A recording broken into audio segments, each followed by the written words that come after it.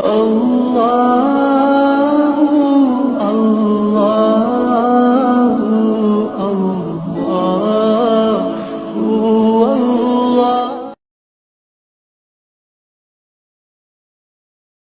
حضرت خیفہ رضی اللہ تعالیٰ عنہ راوی ہیں، وہ بیان کرتے ہیں کہ نبی کریم صلی اللہ تعالی علیہ وسلم نے حضرت سلمان کو اور ابو درداء کو رضی اللہ تعالی عنہما کو بائی بائی بنا دیا۔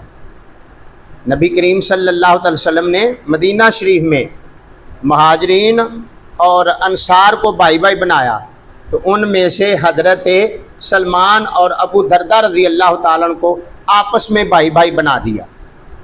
حضرت سلمان حضرت ابو درداء رضی اللہ تعالیٰ عنہ کے گھر آئے ان سے ملنے کے لیے، اور انہوں نے دیکھا کہ ام درداء یعنی حضرت ابو درداء رضی اللہ تعالیٰ عنہ کی بیوی نے میلے کچیلے کپڑے پہنے ہوئے ہیں۔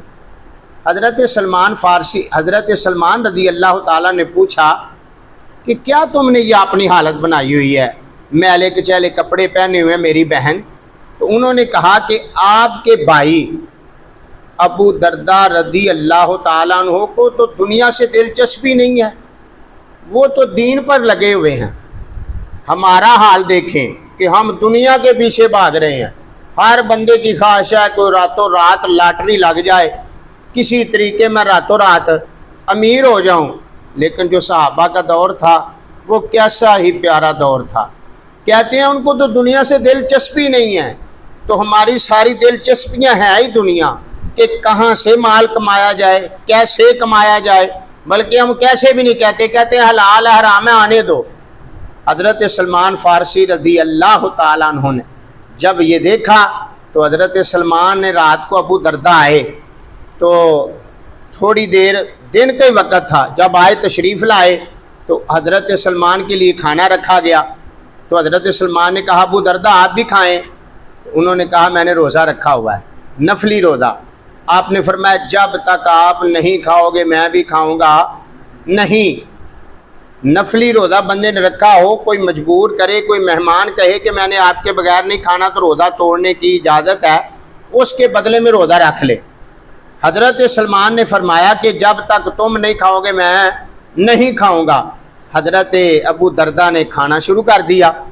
نفلی روزہ تھا، فرضی تو نہیں نہ توڑ سکتے، لیکن نفلی کوئی مصلحت ہو تو توڑنا جائز ہے، اس کے بدلے میں رکھ لیا۔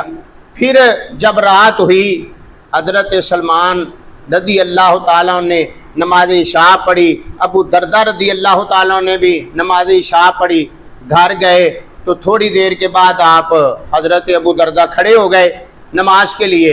حضرت سلمان رضی اللہ تعالیٰ عنہ نے فرمایا آپ سو جاؤ۔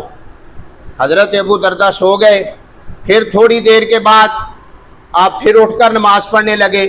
حضرت سلمان نے فرمایا سو جاؤ، وہ پھر سو گئے۔ جب رات کا آخری پہر ہوا، تہجد کا وقت ہوا، حضرت سلمان بھی اٹھے، ابو درداء بھی اٹھے، اٹھ کر دونوں نے وضو کیا اور وضو کر کے فرمایا اب پڑھو۔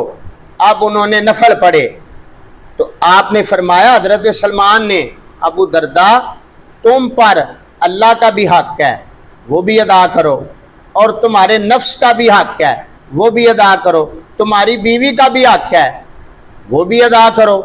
بندہ یہ نہیں کہ سارا کچھ، اسلام یہ نہیں کہتا کہ سارا کچھ چھوڑ کر بس مسجد میں بیٹھے رہو، نمازیں پڑھو، تہجد و اشراق و چاشت پڑھو، گھر والوں کو ٹائم دو۔ لیکن وہ پہلے لوگ تھے جن کا دل مسجد میں لگا رہتا تھا، اب تو ہمارا دل لگتا ہی نہیں، ہم سب سے بعد میں آتے ہیں مسجد میں اور سب سے پہلے جاتے ہیں۔ یہ بات ہوئی، رات گزر گئی، جب فجر کی نماز پڑھنے کے لیے مسجد میں گئے تو میرے آقا صلی اللہ علیہ وسلم کی بارگاہ میں حضرت سلمان نے عرض کی، کہتے ہیں یا رسول اللہ میں نے ایسے ایسے کیا، رات والا سارا معاملہ بتایا۔ تو نبی پاک نے فرمایا سلمان نے سچ کہا ہے، تم پر اللہ کا بھی حق ہے وہ بھی ادا کرو۔ وہ کیا حق ہے؟ نمازیں پڑھو، اللہ تعالیٰ کے لیے روزہ رکھو، اور فرمایا نفس کا بھی حق ہے اسے بھی آرام کرنے دو، تھوڑا سا آرام کا وقت دو۔ اور پھر ایسے لوگ تھے وہ اسی لیے کامیاب تھے یہ انہوں نے سارا وقت دین کے لیے گزارا ہے۔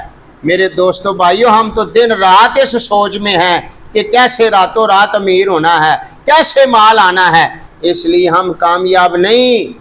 ہمارے لیے تو ہے کہ یہ ہماری کثرت مال کہیں تمہیں مال اور اولاد اللہ کے ذکر سے غافل نہ کر دیں، تو ہم غافل ہو گئے ہیں۔ وہ لوگ سارا دن نمازیں پڑھتے تھے، رات کو عبادت کرتے تھے، کاش ہم اگر سارا دن تو نہیں 5 نمازیں پڑھ لیا کریں۔ اور اس کی سعادت بھی کیا ہے؟ جس نے عشاء کی نماز جماعت کے ساتھ پڑھی اور جا کر سو گیا اور فجر جماعت کے ساتھ پڑھی، اللہ تعالیٰ اس کو پوری رات کا ثواب عطا کرتا ہے۔ اور فرماتے ہیں جو بندہ مسجد میں فجر کی نماز ادا کرے اور پھر بیٹھا رہے، سورج نکلنے تک ذکر اذکار کرتا رہے، وہاں سے جائے نہیں، بیٹھا رہے، پھر اشراق و چاشت پڑھے، اللہ تعالیٰ اس کو حج کا اور عمرے کا ثواب عطا کرتا ہے۔ پھر بندہ کام پہ چلا گیا، پھر ظہر کا وقت ہوا، اس نے کام چھوڑ دیا، چھوڑ کے مسجد میں آ کے جماعت کے ساتھ نماز پڑھتا ہے، جتنا اس نے جائز کام کیا ہے، دکان پہ سودا دیا ہے، جانوروں کے لیے ایک چارہ کاٹا ہے، تو اللہ تبارک و تعالیٰ اس کام کو بھی عبادت کر دیتا ہے۔ میرے دوستو بھائیو، جو نماز پڑھتا ہے اس کا سونا بھی عبادت ہے، اس کا کام کرنا بھی عبادت ہے، اس کا کھانا بھی عبادت ہے، اس کا چلنا بھی عبادت ہے۔ یہ سارے لمحات عبادت بنانے والی کون سی چیز ہے؟ نماز ہے۔ تو نماز میرے دوستو بھائیو ہمیں پابندی کرنی چاہیے۔ اور اللہ کے ولیوں نے، میں نے ایک سیرت کی کتاب میں پڑھا تھا، 40 سال داتا صاحب رحمۃ اللہ علیہ نے سیاحت فرمائی، در در جاتے رہے، لیکن 40 سال میں ایک نماز بھی بغیر جماعت کے ادا نہیں فرمائی۔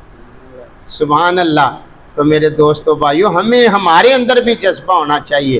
ہم کہیں کہ یار میں جماعت کے بغیر ہمیشہ ہی بغیر جماعت کے کبھی نماز نہیں پڑھوں گا۔